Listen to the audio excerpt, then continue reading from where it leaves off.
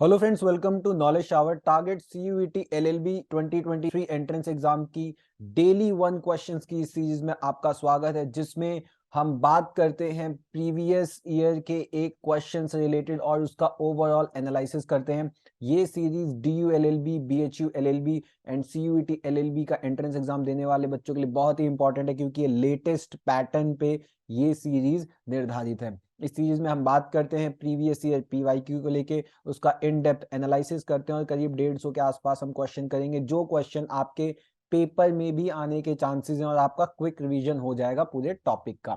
Hi, I am Shivam Pandey. जिन्होंने भी अभी तक चैनल सब्सक्राइब नहीं किया है, तुरंत जाइए सबसे पहले नॉलेज शावर को सब्सक्राइब कीजिए, ताकि रेगुलर अपडेट्स आपको मिलती रहें। आप हमें इंस्टाग्राम और टेलीग्राम पे जरूर फॉलो करें। इस पे हम नोट्स और इसके साथ साथ लीगल अपडेट्स, करंट अफेयर्स और पीडीएफ प्रोवाइड करते रहते हैं।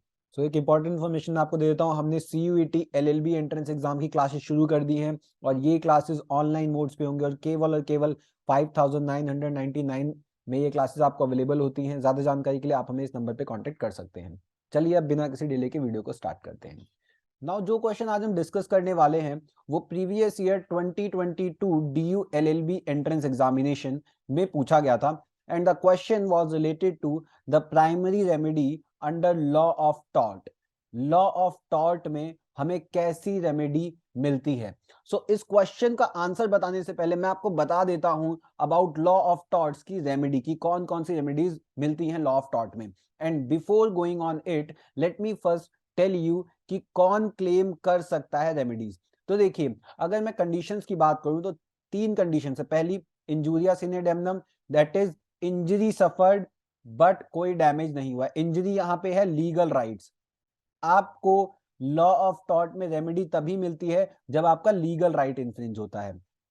तो इंजूरिया मतलब आपका लीगल राइट इन्फ्रिंज हो गया है, डैमेजेस नहीं हुए हैं, आपका लीगल राइट भी इन्फ्रिंज हुआ है और डैमेजेस भी हुए हैं, तो इस केस में टॉर्ट कमिट हो गया है। और टॉर्ट कमिट हो गया है, दैट मींस आपको रेमेडी मिलेगी। वहीं डैमनम सिने इंजूरिया क्या केस होता है कि आपके डैमेजेस तो हुए हैं, आपको डैमेजेस तो हुए हैं, लेकिन लीगल राइट कोई भी आपका हनन नहीं हुआ है, उसका वो आपका इन्फ्रिंज नहीं हुआ। जैसे अगर आपने इलीगली घर बनवाया है और म्युनिसिपल काउंसिल ऑफ दिल्ली, मान लीजिए एमसीडी, वो आके आपका घर तोड़ दे, ठीक है, इलीगली आपका घर बना है, घर तोड़ दे, तो आपका डैमेज तो हुआ है कि आपका घर टूटा है, लेकिन आपका कोई भी लीगल राइट इन्फ्रिंज नहीं हुआ। क्यों? क्योंकि आपने इलीगल काम किया था। इस केस में कोई भी टॉर्ट कमिट नहीं हुआ है और आपको रेमेडी नहीं मिलेगी।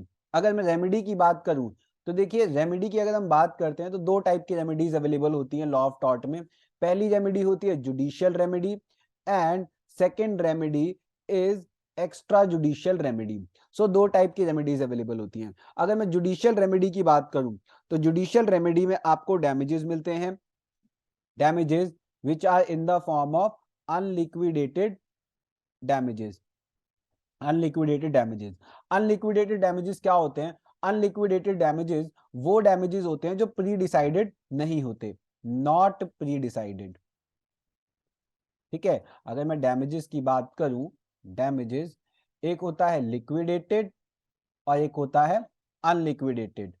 अनलिक्विडेटेड और लिक्विडेटेड में अंतर यह है, लिक्विडेटेड वो डैमेजेस होते हैं जो प्री डिसाइडेड होते हैं। ठीक है, जैसे जब हम कॉन्ट्रैक्ट करते हैं हम पहले डिसाइड कर लेते हैं हमारी डैमेजेस क्या क्या होंगे। अनलिक्विडेटेड वो होते हैं which are not pre decided, जो पहले से प्री डिसाइडेड नहीं होते। आपका अगर कोई लीगल राइट इन्फ्रिंज कर रहा है तो आपको बता के थोड़ी करेगा कि मैं आपका लीगल राइट इन्फ्रिंज करने वाला हूं, इसलिए ये प्री डिसाइडेड नहीं होते। तो डैमेजेस मिलता है इसमें, आपको इंजंक्शन मिलता है। इंजंक्शन मतलब अगर आपका कोई लीगल राइट इन्फ्रिंज कर रहा है तो उसको रोक दिया जाएगा कि दिस इज लास्ट टाइम, आप इसका लीगल राइट इन्फ्रिंज मत कीजिए। मान लीजिए आपका घर है गली में और गली के बाहर आके आपके घर के सामने कोई हॉर्न बजा रहा है तेज से, तो उसको रोका जाएगा पहली बार कि आप उसका लीगल राइट इन्फ्रिंज मत कीजिए जो पर्सन इस घर में रह रहा है। And third is specific restitution of property, मतलब अगर आपका किसी ने प्रॉपर्टी पे कब्जा कर लिया तो आपको प्रॉपर्टी वापस दे दी जाएगी। ये जो है ये जुडिशियल रेमेडी है, ये जुडिशरी के थ्रू आपको मिलेगी। कुछ ऐसी रेमेडीज होती हैं जिसमें आप खुद ही फैसला करते हैं, that is extra judicial remedy. तो एक्स्ट्रा जुडिशियल रेमेडी कौन कौन सी है? पहला, एक्सपेल्शन ऑफ ट्रेसपासर। कोई ट्रेसपासर अगर आपकी जमीन पे आ गया तो आप उसको हल्का सा फोर्स यूज करके भगा दें। री एंट्री ऑन लैंड, आप अपने लैंड पे दोबारा एंट्री कर ले। रिकैप्चर, जो आपका गुड, किसी ने आपका कोई सामान ले लिया, उसको हल्का सा फोर्स यूज करके आप ले लें, ठीक है। उसके बाद अबेटमेंट। अब अबेटमेंट में क्या होता है, बेसिकली अगर हम अबेटमेंट की बात करें, सो फॉर एग्जांपल आपके साथ कोई न्यूसेंस कर रहा है, ठीक है, कोई न्यूसेंस कर रहा है आपके साथ, चाहे वो प्राइवेट न्यूसेंस हो या पब्लिक न्यूसेंस हो, तो आप क्या करें, उसको हटा दें उस जगह से। जैसे फॉर एग्जांपल कोई ट्री है, ठीक है, कोई जहरीला ट्री है या कैसा भी ट्री है, वो आपके घर पे बुशेस आ रही है जिससे आपको तकलीफ हो रही है रहने में, तो आप क्या करें, इस ट्री को ही हटा दें, ठीक है। उसका डिस्ट्रेस डैमेज फीजेंट, ये बड़ा ही इंपॉर्टेंट, बहुत ही इंपॉर्टेंट है, पूछा जाता है इसके बारे में, क्वेश्चंस भी आता है। डिस्ट्रेस डैमेज फीजेंट में क्या होता है, मान लीजिए आपका एक खेत है और उसमें पड़ोसी की बकरी आई और आपका खेत चल गई, तो आप जो है इसकी बकरी को बंदी बना सकते हो। So this is distress damage peasant. तो अब इसके बेसिस पे हम एनालाइज करते हैं और एनालाइज करके हम बता सकते हैं कि हमें कैसा डैमेज अवेलेबल होता है लॉ ऑफ टॉर्ट में। तो यहां से हमें पता लगता है कि हमें अनलिक्विडेटेड डैमेजेस मिलते हैं लॉ ऑफ टॉर्ट में, क्योंकि वो प्री डिसाइडेड नहीं होते। लिक्विडेटेड क्या होते हैं, ये होते हैं प्री डिसाइडेड, और अनलिक्विडेटेड क्या होते हैं, नॉट प्री डिसाइडेड, ठीक है। तो लॉ ऑफ टॉर्ट में आपको कौन सा, अनलिक्विडेटेड डैमेजेस मिलेगा। वेयर अगर हम लॉ ऑफ कॉन्ट्रैक्ट की बात करें, कॉन्ट्रैक्ट लॉ, तो कॉन्ट्रैक्ट लॉ में दोनों डैमेजेस मिलते हैं, लिक्विडेटेड भी एंड अनलिक्विडेटेड भी। So that's all for today, thank you so much for watching, please share, subscribe and like the video, thank you so much.